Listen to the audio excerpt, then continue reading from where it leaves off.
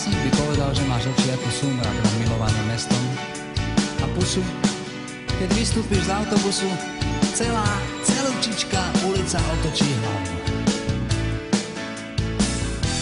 Postavu máš, s jej popisom by básnik asi nemal veľa práce, povedal by len zraniteľná a vyzývavá zároveň, ako stvorená na materstvo a veci s tým súvisiace.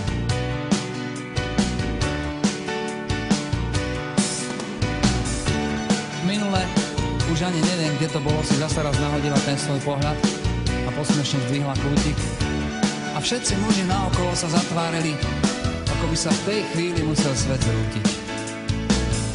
Básnik by povedal, že je to mágia večnej ženy v tebe, že je to tým, aká si samozrejmá a žiaduca ako sol v chlebe.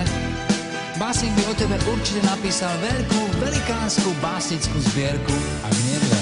Ale ja som len úplne normálny cvok a jediné, v čom sa